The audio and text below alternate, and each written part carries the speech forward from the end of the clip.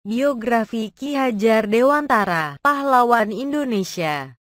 Tokoh berikut ini dikenal sebagai pelopor pendidikan untuk masyarakat pribumi di Indonesia ketika masih dalam masa penjajahan kolonial Belanda. Mengenai profil Ki Hajar Dewantara sendiri, beliau terlahir dengan nama Raden Mas Suwardi Soedjadjingrat yang kemudian kita kenal sebagai Ki Hajar Dewantara. Beliau sendiri lahir di kota Yogyakarta pada tanggal 2 Mei tahun 1889.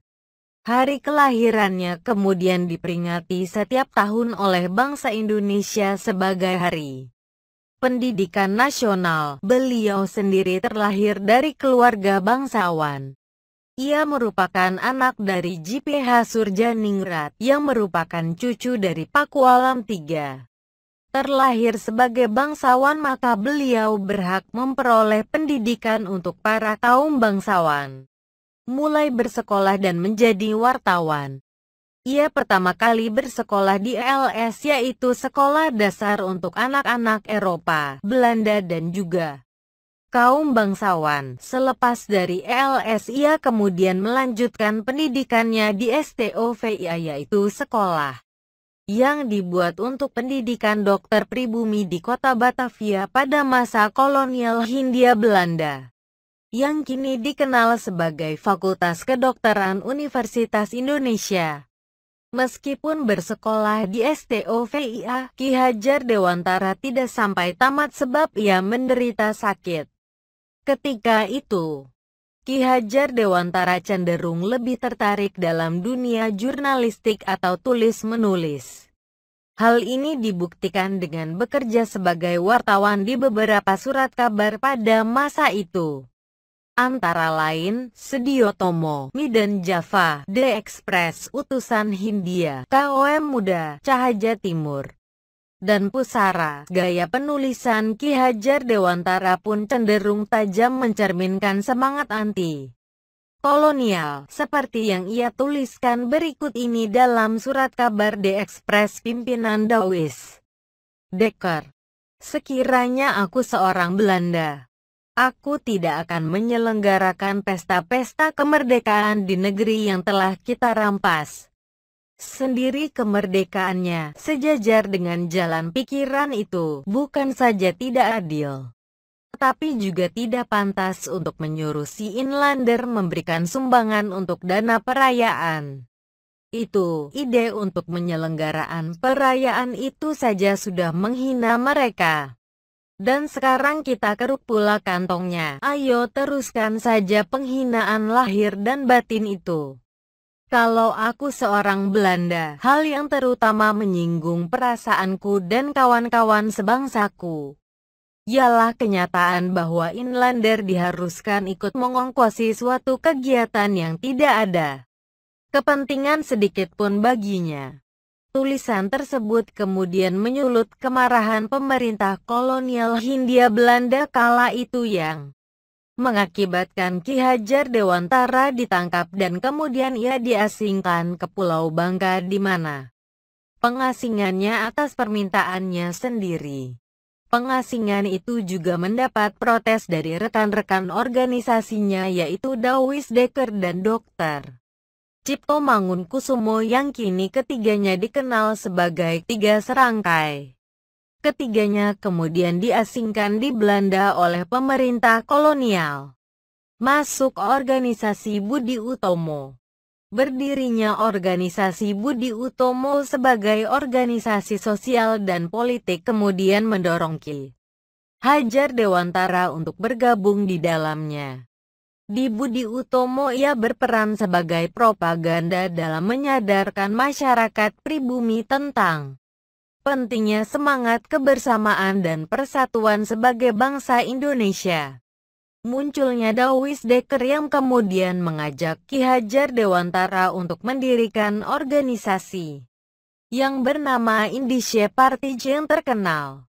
Di pengasingannya di Belanda kemudian Ki Hajar Dewantara mulai bercita-cita untuk memajukan kaumnya, yaitu kaum pribumi. Ia advertisement berhasil mendapatkan ijazah pendidikan yang dikenal dengan nama Ropische Akte atau ijazah pendidikan yang bergengsi di Belanda.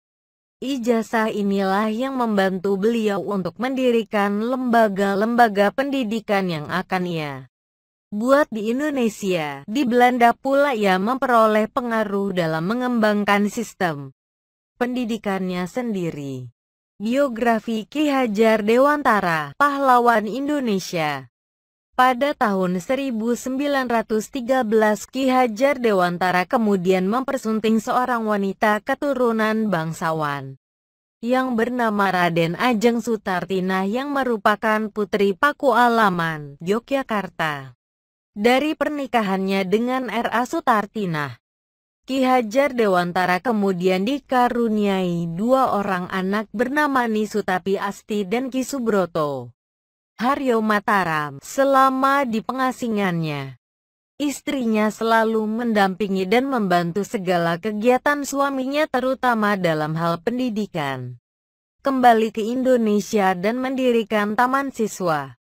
Kemudian pada tahun 1919 ia kembali ke Indonesia dan langsung bergabung sebagai guru di sekolah yang didirikan oleh saudaranya. Pengalaman mengajar yang ia terima di sekolah tersebut kemudian digunakannya untuk membuat sebuah konsep baru mengenai metode pengajaran pada sekolah yang ia dirikan sendiri pada tanggal 3 Juli tahun 1922. Sekolah tersebut bernama National Onderwijs Instituut Taman Siswa yang kemudian kita kenal sebagai Taman Siswa. Di usianya yang menanjak umur 40 tahun, tokoh yang dikenal dengan nama asli Raden Mas Suwardi Surjaningrat resmi mengubah namanya menjadi Ki Hajar Dewantara. Hal ini ia maksudkan agar ia dapat dekat dengan rakyat pribumi. Ketika itu, semboyan Ki Hajar Dewantara. Ia pun juga membuat semboyan yang terkenal yang sampai sekarang dipakai dalam dunia pendidikan Indonesia, yaitu Ing Ngarso Tulodo di depan memberi contoh, Ing Madio Mangun Karso di tengah memberi semangat, Tut Wuri Handayani di belakang memberi dorongan.